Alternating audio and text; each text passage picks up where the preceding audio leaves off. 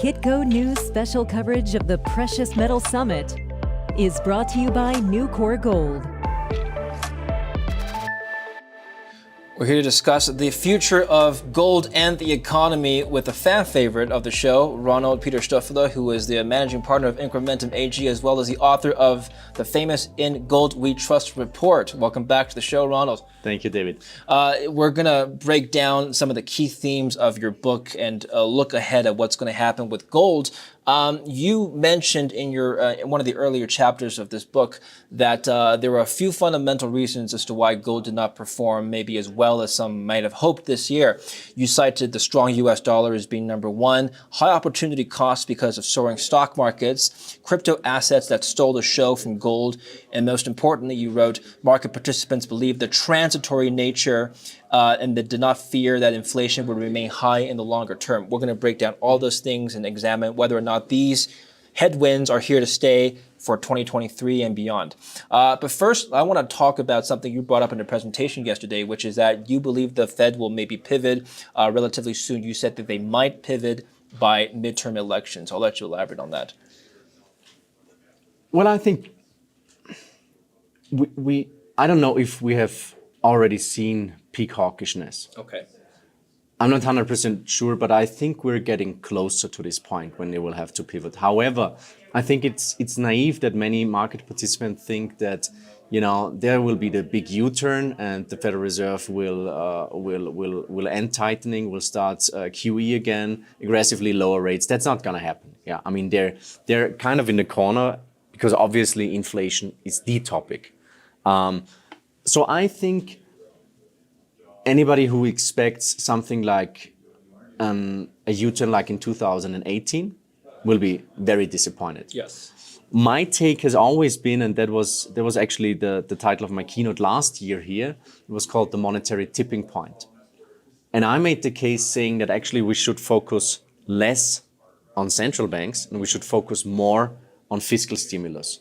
And I think for the next pivot, and I think that's really for financial markets in general, but also for gold, I think fiscal stimulus will be the most important driver. Yes. Now, when it comes to the Federal Reserve, I think everybody looked at Powell's speech in Jackson Hole, which was equity markets didn't like it.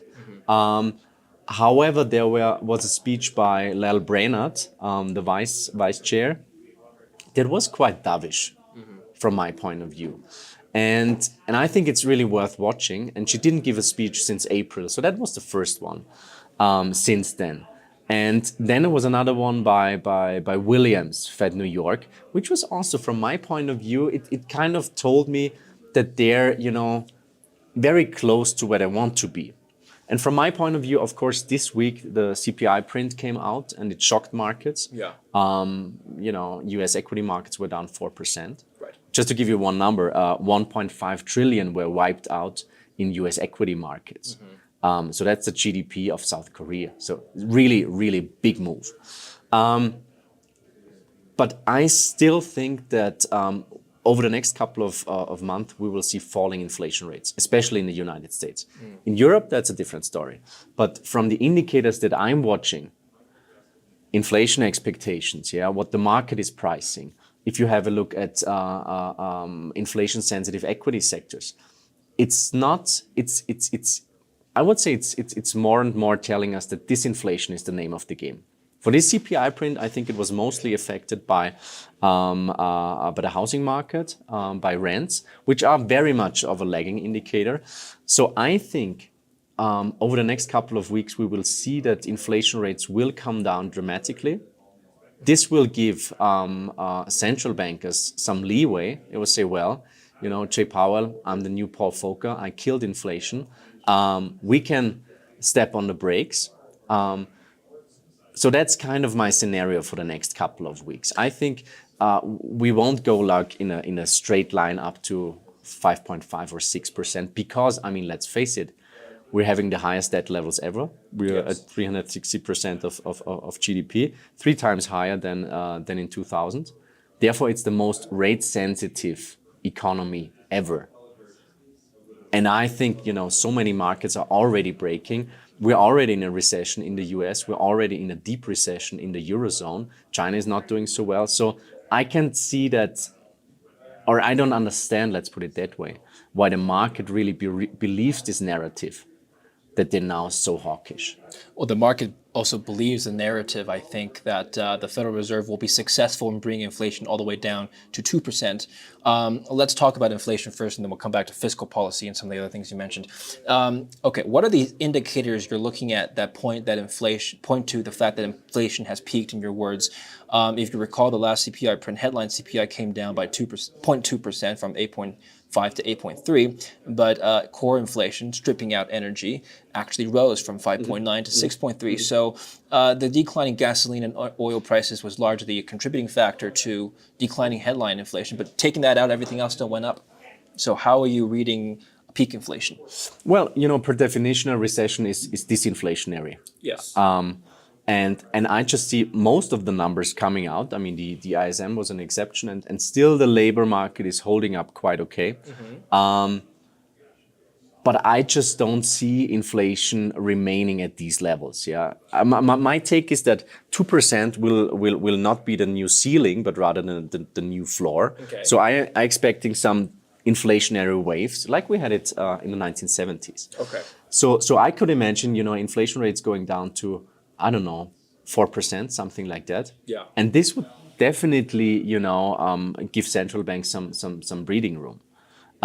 So that's kind of my take. And our proprietary inflation signal, it actually switched to disinflation by the beginning of the summer. Interesting. So we moved out of inflation-sensitive assets quite early. Yes. And actually, the interesting thing for me as an asset manager, I'm managing an inflation protection fund, Yes, which is doing really well this year. But actually, the classic inflation hedges, Right. gold, silver, housing, tips. I mean, tips were a disaster this year. Commodities didn't really work. And actually, if you have a look at commodity markets since late spring, they're screaming recession. I mean, from my point of view, this big interplay that we're seeing between asset price deflation, 50 trillion were wiped out from financial markets since the beginning of the year. 50 trillion, that's a huge number. And on the other hand, we're seeing consumer price inflation. So I think this interplay is extremely interesting. We haven't seen such an environment for ages. Mm-hmm. And I just see that. Just one more point. Sure. From financial markets, risk appetite, credit markets, it feels like 2008 to me. Mm. So that's not really an environment where I see inflation rising further. That's a point that I need to come back to, because that you just dropped a bomb here. I have to address that. But I had a question about inflation, so I'm going to ask you about that. You're absolutely right in the fact that recessions are usually either disinflationary or outright deflationary. I'll give you some evidence for what you just said here. If you look at the historical inflation rate going back to the 50s, in only one episode did you have inflation rising during a recession. That was 1975. Yeah. In every single other episode of a recession, inflation actually started dropping. So if you were to assume that history is to repeat, more likely you will be right that inflation will come down. But the title of your book this year is Stagflation 2.0, and you've actually made a number of comparisons to this stagflationary period versus the last one in the 1970s. So first of all, why did you title it Stagflation 2.0, and what are the differences and similarities? Actually, we discussed the title, a leitmotif of this year's report already last year. Yeah. We said stagflation might be something that will become more of a topic. And we didn't believe that, a couple of months later it would be the topic. So we crunched the numbers regarding, how different asset classes performed during stagflation, and we read, the theory and the literature about stagflation. And actually, we found there's no quantitative definition of stagflation. It's rather qualitative. Yes. So we came up with our own definition of stagflation and calculated what actually worked in stagflationary environments. And then, first of all, we made the comparison what what are the similarities between the 70s stagflation and the current environment, but what are the differences? Yeah. And I think it's important to say that the root cause of the 70s stagflation can probably be found in the 1960s already. Like at the moment, I think it would be naive to just blame Putin for the how do you say that, the Putin price hike. I think there's many factors coming together, and we always said in our publications, based on the Austrian School of Economics, first there's monetary inflation, that's the first stage. Second stage is asset price inflation, and only the third stage is consumer price inflation. So that worked out pretty well, and therefore, I think that's a takeaway of the chapter. I think that the major difference between the stagflation in the 1970s and now are the debt levels, approximately 3 times as high compared to the 1970s, on a corporate level, on a government level, and on a private level. So this means that the sensitivity regarding higher interest rates is significantly higher than in the 1970s. So every time I hear like Jay Powell is the new Paul Volcker, I don't see it. It's just not possible. I said in an interview recently, if you think that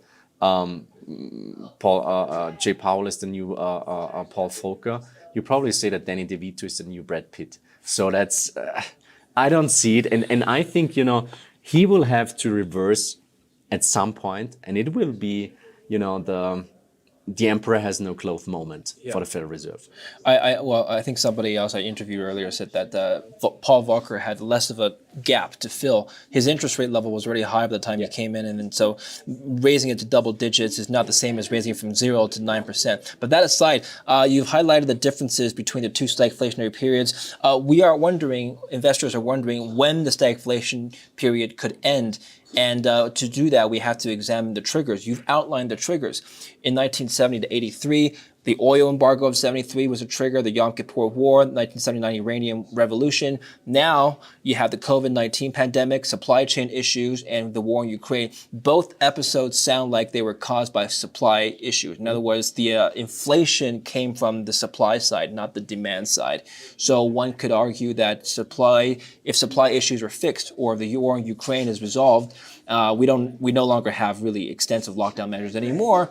Stagflation should fix itself. Is that an argument you can make? It is one point definitely that I would partly agree to. Okay. I think first of all, we should not forget that when it comes to energy markets, I think it's the lack of capex over the last couple of decades. That's basically the biggest problem. We did a chart recently showing that compared to 15 years ago, we use 40% more commodities, but capex is at the same level. More commodities for what? In general, commodity. Okay. Yeah. So the demand for commodities is like 40% higher than 15 years ago. Is that just because there's more people? Of course, yeah. But the capex is on a nominal basis exactly at the same level like 15 years ago. So actually, and I can tell, managing assets in the commodity space, that's like in this ESG world that we're in. Yeah, I mean, you almost have like you're embarrassed to say that you're into mining and investing into the commodity space. So I think what you're really experiencing this year is some sort of a paradigm shift. People realize that actually commodities are something that we need. Yeah. We need safe suppliers. We need reliable relationships. So this is something where I would say that the inflation coming from the commodity side is mostly coming from the supply side, and this is because of a lack of capital investment. Yes. When it comes to other drivers of inflation, I would say that the labor market is definitely one major driver. I mean, since 2019, I think we're seeing a shrinking workforce in the United States, which is a big thing, and what I'm experiencing over in Europe is one thing that's actually quite concerning. And this is telling me that inflation will be very, very sticky over the next couple of years, because inflation is the topic now. For sure. So we're coming now in an inflation mindset environment that we know from emerging markets, but everybody expects that inflation will continue to be high, and therefore this price-wage spiral is just getting started. I'm going to throw a curveball at you, Ronnie. Yeah. Elon Musk came out, September 9th was his tweet. He tweeted that a major Fed rate hike risks deflation. It's not even disinflation, it's deflation. Can you comment on this? Well, Look, Elon Musk is not an economist, but this is. I think he's mirroring a thought that a lot of people have. yeah. I mean, we're in the middle of it, and we're seeing, first of all, this reverse wealth effect that the Federal Reserve wants to orchestrate. So basically, bringing capital markets down, and this should have an impact on demand, and therefore they try to get inflation numbers down. So they want to orchestrate a mild recession, which is, from my point of view, in theory, it sounds fantastic. Yeah, in practice, it's just not going to work out, because I think they kind of underestimate the time lags. Yeah. Okay. And the complexity of our economy. So we're seeing like massive asset price deflation. I said 50 trillion. Yes. Equities, bonds, starting with real estate now. Other more illiquid pockets of the market like private equity are starting. Crypto in a huge bear market. So we're already seeing that. Then we're seeing a very, very aggressive Federal Reserve now. And actually, we shouldn't forget, last year when we sat here, interest rates were at 0%. That's right. And now we're heading to 4% by the end of the year. So that's a huge move. And I think people tend to underestimate that. And deflation hasn't happened yet. Hasn't happened yet. Since then, where were the 10 years? Were like, I don't know. 10-year went up tremendously as well. Yeah, so from 30 basis points, I think last year at that time, up to 3.8. 300 basis points. So huge move. Additionally, we're seeing quantitative tightening kicking in, 95 billion a month starting in September. And then we're seeing this enormously strong US dollar that acts like a wrecking ball. So David, those drivers for me, they scream like, risk aversion. They scream, not a mild recession, but a deep and severe recession. And at some point, they will have to show that they're not hawkish. So they will have to make this U-turn. But again, I think fiscal policy will take over. Let's talk about gold, your outlook for gold. As I mentioned, there's several factors that weigh down on gold. Let's start with the US dollar, since you talked about that. The strong US dollar. How long is this going to last? I'm going to read a paragraph from your book. This is more of a long-term thesis, but we'll talk about the short-term as well. You said that with the weaponization of money, however, the US and the EU are unlikely to have done themselves any favors in the medium to long term. The decision clearly demonstrates to many US critical nations how quickly US dollar reserves can transform from a highly liquid asset to useless pieces of printed paper.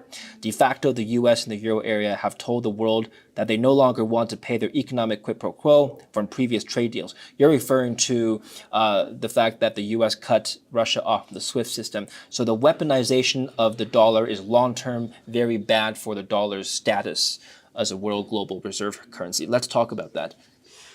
Well, this whole topic of de-dollarization is really not, that's a long-term process. Yes. Yeah, and we're in, and I think we're, this year really, the momentum picked up significantly. Okay. And what happened, those 640 billion were basically wiped out with a stroke of a pen. And China is watching that, and they are following. They know what the playbook of sanctions actually is, and we're seeing so many signs that this de-dollarization is happening. Yeah, and this de-dollarization is, of course, a part of the de-globalization that we unfortunately see. And de-globalization, if globalization is disinflationary or deflationary, then de-globalization is obviously inflationary. Yeah. So that's I think another important driver. But coming back to those measures, I think it's very interesting what's going on with Moscow now coming up with a new kind of gold standard, like similar to the LBMA standard. We're seeing Nigeria, which is I think the 9th largest oil exporter. They came up with a gold exchange. Yeah, we're seeing so many trade agreements between China, Russia. Obviously, also Saudi Arabia, Iran just mentioned that they will join the SCO. So actually, those countries that are pretty have got a high affinity for gold, not only as consumers, but also as producers. I mean, China is the largest gold producer. Russia is the 3rd largest producer. Then you've got like countries like India, especially, which is together with China by far the 2 largest gold consumers. The Indians basically say, well, we have to feed our people. We don't really care about the morals and the ethics of this war. So they are quite pragmatic, I would say. So actually, I think that unfortunately, we've seen this year that this breakup in this world is clearly happening. Yeah, you mentioned another anecdotal, well, you quoted somebody else to talk about this breakup. Charles Gave, a French financier, I believe. He said that the world is breaking into 2 distinct economic zones, the empire of the sea, or the Western Bloc of nations, and the empire of the land, or the Eastern Bloc. The former's currency is based on fiat money, referring to the West, and the latter's, the East, is based on an emerging tandem of currencies, commodities, gold, and oil. So that directly reflects what you've said. Is this something that is a theoretical exercise, or is it already happening right now? No, it's happening. I mean, you just have to follow the news, especially the news in Asia. What's going on there with, as I've said, trade agreements, but also new alliances coming up. I mean, the Saudis not picking up the phone when Joe Biden calls. Yeah, I mean, those are things that are developing. And definitely, I think that in the Western world, especially in Europe, we have completely overestimated our position. And I think there's a mind shift happening. For example, in the UK, they kind of stopped this moratorium on fracking. So I think we're slowly realizing that we're very, very dependent on a couple of nations. But that's a very, very long process, yeah. So in the intermediate term, so long term, the dollar status could be challenged. In the intermediate term and short term, the DXY strength has really, frustrated the gold market. Let's put it that way. It is at the highest, strongest point in the for 20 years. The euro has reached parity, which has not happened since 20 years ago. And you actually even said that in a presentation yesterday that I watched.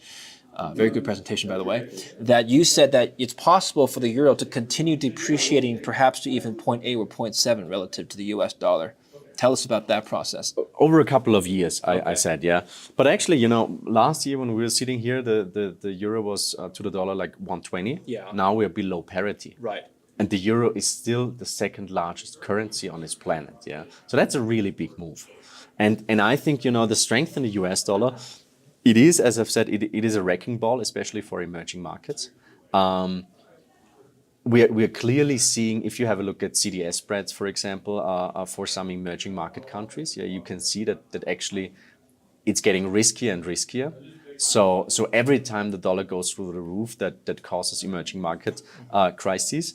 Why should it be different this time? But I see, going forward, the DXY, I think that's 54% euro. So it's primarily the weakness of the euro versus the US dollar, while some commodity currencies like the Brazilian real actually is holding up really well against the US dollar.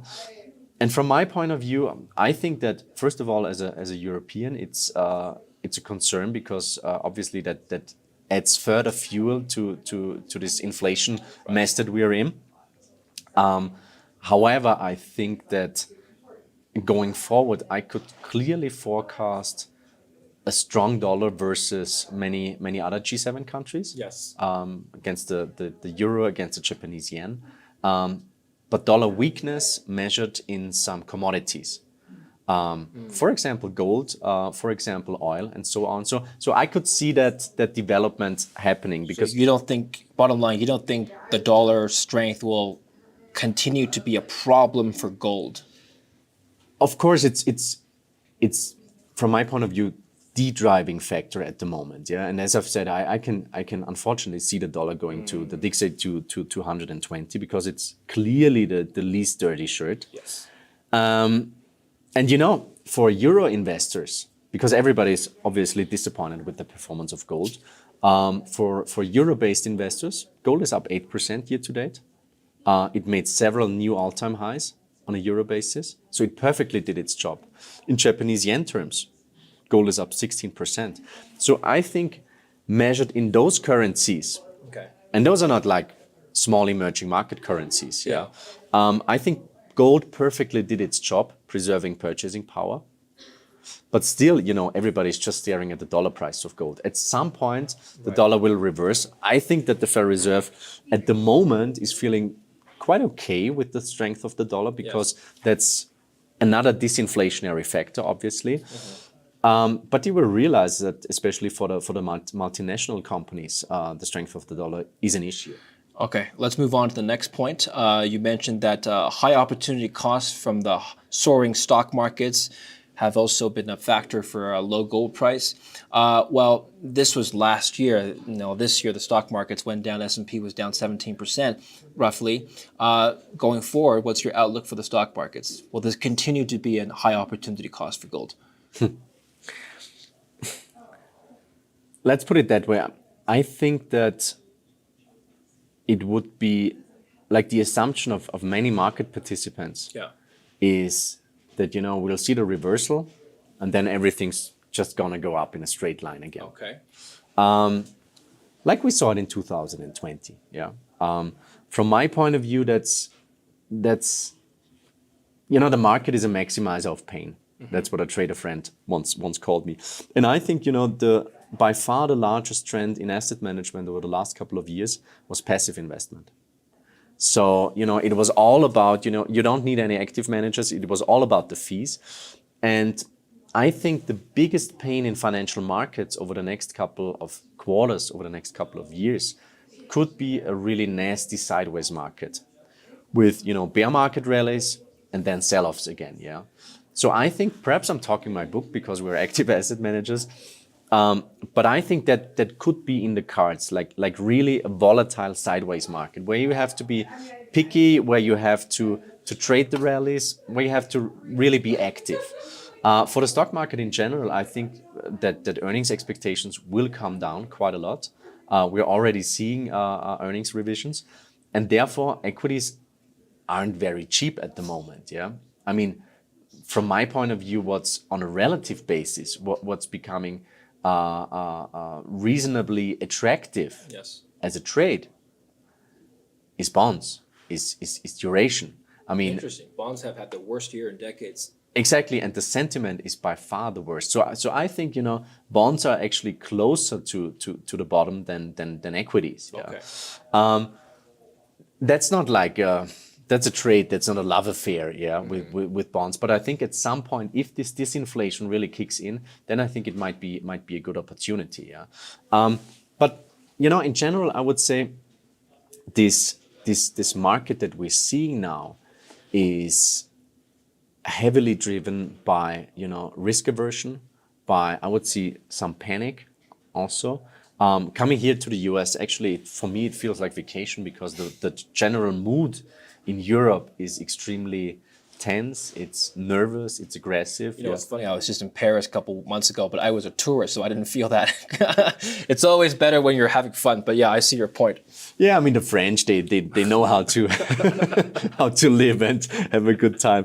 No, but still, you know, people and especially business owners are extremely concerned when it comes to the fall and the winter. Yes. And people tend to forget that, you know, it's our energy crisis in Europe. Our electricity crisis is mostly because of, you know, the French used to be by far the largest exporter of energy, and they did shut down, I think, 31 out of their 56 nuclear power plants. So due to maintenance and technical issues, so they are actually importing lots of energy at the moment. So this is. At some point, this is going to change. And I'm not scared regarding the natural gas situation for this winter, but we'll see what next winter happens. So as I've mentioned, I think the situation in the US is clearly recessionary, but compared to the Eurozone, this is like Goldilocks. The German word for firewood on Google Trends spiked up dramatically in Germany. So maybe I don't know what this means, but there's an interest amongst Germans of burning their fuel the old-fashioned way this year. So the concern, like you pointed out, is very real amongst a lot of people. Interestingly, the word for axe in Germany was not trending up, so I don't know how they're going to cut the firewood. Maybe with a chainsaw. I haven't looked up the German word for chainsaw. Kettensäge. Okay, I'll look that up later, see if that one's trending up. We talked about inflation. Last point, you mentioned crypto assets stole the show from gold. You have a chapter in your book entitled Bitcoin. I think you mentioned that Bitcoin price is in the bear market. Well, you're right. I mean, it has been. Tell me about your outlook for Bitcoin.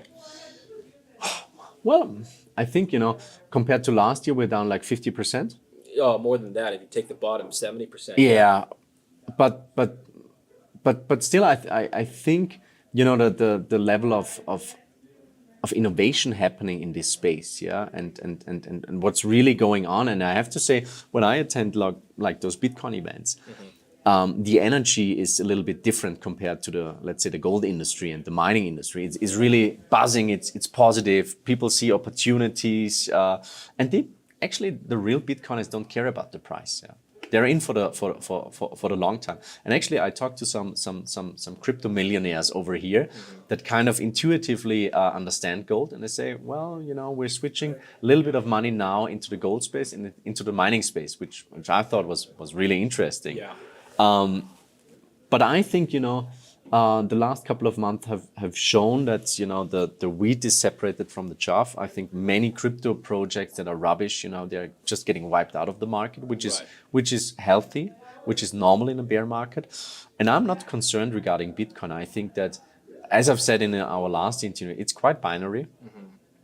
If Bitcoin should still be around in 5 or 10 years, it will be significantly higher. So, the thing is, there wouldn't be a case for sound money like gold or Bitcoin in a healthy environment.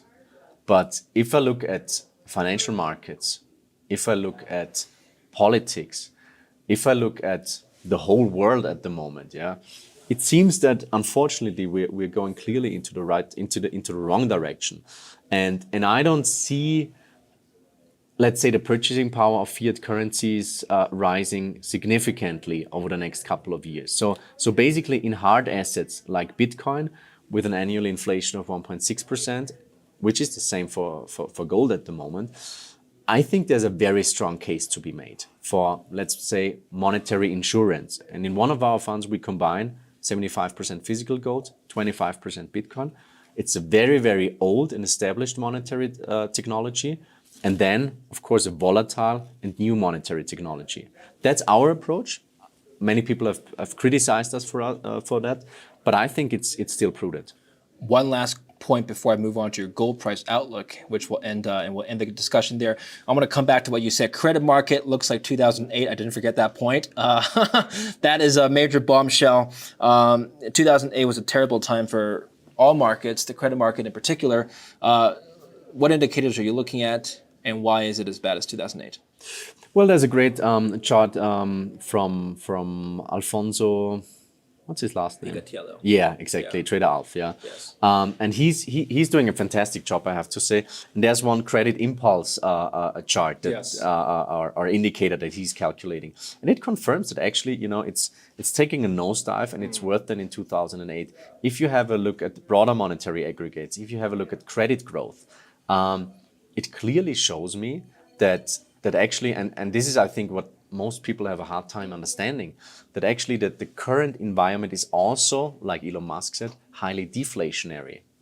And the asset price deflation that we mentioned, this is only, now people are starting to realize, well, actually, this is not just a small correction, it's actually a brutal bear market. Yeah.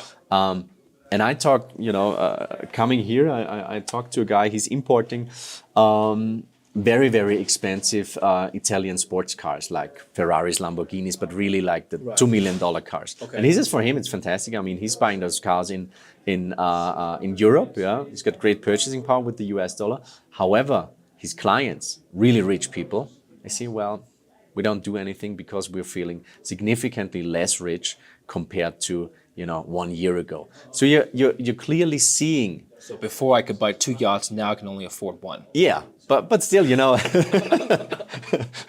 those things are often not very rational. Yeah, and I know many very rich people in 2008, 2009, quitting their golf club memberships. Yeah, which they're rich because they know how to manage their money. So, yeah. But I think this is. I don't want to sound too gloomy, no. But we have to be realistic. Yeah, the current setup is you have to be defensive. Mm-hmm. I think it's now really time to do your homework. Yeah, that's what I'm here for, visiting tons of companies. I also see that many companies are a bit, let's say, ignorant. Yeah, mm-hmm. I think they don't really understand or want to understand the global macro picture that we're in. And therefore, I think that many companies will have a hard time doing financings at reasonable terms over the next couple of months. Oh, let's put everything together now. You're seeing intermediate terms strengthen the US dollar. The stock markets haven't bottomed yet. Bond markets potentially have. Credit impulse looks bad. Inflation is stickier than maybe some people like Elon Musk might think. And finally, the crypto markets, if Bitcoin is around in the long term, you think it has a lot more upside potential. So still maybe a competitor for gold. What does this all mean for the gold price in the next 6 months? The next 6 months.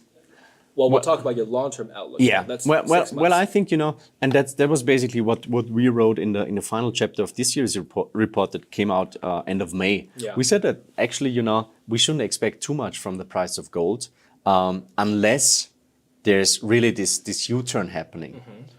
But if they, and let's face it, in spring, I think end of March. Expectations for Fed funds rate at the end of the year were 1.5%. And then there was this huge move when the market actually realized, well, okay, they're serious. They have become more hawkish. They don't believe in their transitory narrative anymore. So that was a huge move. And we said, okay, as soon as this hawkish narrative is still in the market, as soon as they keep continuing raising rates, it's a tough environment for gold. It's a tough environment for asset markets in general. Yes. But we also wrote that once this U-turn happens, then probably gold will be the first one to really bottom. And I think that my sense has always been that gold, being traded all over the globe, being something really special that, everybody has an opinion on gold. So I think this collective knowledge that the gold price has, it might sound a bit esoteric, but my view is that gold sniffs out those developments quite early. So I think that gold will make a bottom and anticipate this U-turn. Bottom at 1700 right now? 1680 is a technical support, but I can see it going to the 1500s easily. Oh, okay. Easily, yeah. But I think it would be crazy to think that for this crisis, central bankers and politicians will say, well, let's have an Austrian approach, laissez-faire, let the crisis happen, no stimulus. I think that's not going to happen. And we saw already in 2020, fiscal stimulus in terms of GDP was 24%. 2007, 2008, I think it was 5%. It was mostly monetary stimulus. And I think politicians really enjoy their position now, saying, well, we're now the kings in town, we're taking over, we're solving the crisis. And that's already happening in Europe, with all those electricity subsidies. I think in the UK it was like 5% of GDP, big number. So I think, as I've said, fiscal policy will become much more important. Fiscal policy has a more direct and faster impact on the GDP, on inflation. And that's what I'm expecting. And we've got the midterm elections coming up. So when is it? November? perhaps something's going to happen over the next couple of weeks, and I think that gold will sniff that out. And stimulus is good for gold long term. Right? Yes. Now let's talk about finally your long-term outlook for gold. You have a model that you haven't updated, and in your model you predicted a base case, I believe, where the highest probability of $4,000 gold by the next 10 years. Tell us about how that model was derived. Yeah, it's 4,800 US dollars. Yeah, okay. Based on the probability. So it's basically, I know how models work and how you can overfit them. Yeah, and I worked in a bank, so very complex models that usually don't really work. But I've never seen a bad back test. Yeah, so Wow. we know how that works. But what we said, what actually counts for gold is, first of all, trust in the currency. So kind of a confidence indicator. And then on the other hand, monetary growth. For broader monetary aggregate, we took M2 because that gave us the best results. And then we basically made three different scenarios, like a highly inflationary environment, stable, and then like very, very conservative M2 growth. And then we crunched the numbers, made a regression, and we came at the end of 2030, 4,800 US dollars was the price. And it sounds like a lot, but on a compound annual growth rate, that's like, I think, 13 or 14%. I was going to say, it doesn't sound like a lot at all. In fact, some people might say it's that outlook might be a little bit disappointing for investors, considering that it's only a more than 2 times growth over the next 10 years. And if you look at what gold has done in prior bull cycles, 2001 it was at $400 an ounce, up, and it rose to almost $2,000 an ounce in exactly 10 years. So in that 10-year bull cycle, it rose multiple times. Why do you think the magnitude of increase this time will be slightly less? Well, obviously, I mean, there's also alternatives. Yeah, I mean, when it comes to inflation protection, clearly, financial repression is a big topic. I will have to point out that your model did say that there is a lower probability of even higher gold price. It's just a normal distribution. So you're not saying that is the only target. You're just you're assigning lower probabilities to higher prices. Yeah. And I think we're still in a bull market. Yeah, I think gold is doing okay. Yeah. But I'm not super happy about the development, to be honest. Yeah, clearly. But I think we should face the fact that we're like in the middle of a big thunderstorm. Yeah, and gold so far, I mean, there's some damage to the house, but still it's holding up pretty well, I would say. Yeah, but I've got no doubt that as soon as the pain will become too big, I mean, they will have to reverse. And as I've said, fiscal and monetary stimulus. Let's just look at Japan, for example. Yeah, I mean, they're driving. I think Japan is kind of the poster child for monetary policy, and they had like 15 rounds of quantitative easing. They are now implementing this very, very aggressive yield curve control. So they try to keep the 10-year JGBs at 25 basis points, and they have to spend like, if we compare it to the GDP of the US, that would be like 300 billion QE per month just to defend this peg. So from my point of view, at some point, yield curve control will be implemented. I think that governments will continue to go direct with, helicopter money style policy, like we're already seeing them. Yeah, I think that at some point, over the next couple of years, the Federal Reserve will start buying equities. It's pretty easy to change that, actually. So a lot is going to happen. And I think, in this environment, I just don't see, perhaps I'm dead wrong, but, studying monetary history, I just don't see gold not performing well in this environment. Absolutely. All right. I'm just going to close on this thought. You have a gold to iPhone ratio, which is a very creative way of illustrating gold's purchasing power. What would you say using this? Basically, what it shows, we'll show the picture on the video. It just shows that the ratio of the number of iPhones you can buy with an ounce of gold has stayed relatively constant. What would you say to somebody using this example who understands nothing about gold? Explain why he should buy gold. Because gold protects your purchasing power. That's what it's all about. And David, we did a gold Oktoberfest ratio. And your colleague Niels, your colleague Niels, he loves that, because we said, okay, we've got a time series since 1950 for the Munich Oktoberfest. How much is a liter, like a mug of gold, of beer at the Oktoberfest? How much does it cost? And actually, the inflation rate at the Oktoberfest is significantly higher than the official inflation rates. And then we said, okay, let's calculate the purchasing power of 1 ounce of gold at the Munich Oktoberfest. And actually, it was pretty stable, not 100% stable, but pretty stable. This year, after 2 years where no Oktoberfest did take place, the beer is up 19% compared to 2019. And actually, it's pretty funny, because the purchasing power measured in gold has actually risen over the last couple of years again, in euro terms. Yes. And then we said, okay, this chart, gold and beer, that's definitely, a very high correlation between gold bugs and beer drinkers. So the community loves this chart. Let's do it for the little bit younger generation, measured in iPhones. And the first iPhone came out at $500. Now the newest one, like the iPhone Pro, costs I think $1,500. And obviously, the product has become significantly better. And that's a big difference compared to the Oktoberfest. So you get much more iPhone. Beer is beer, iPhone's gotten better.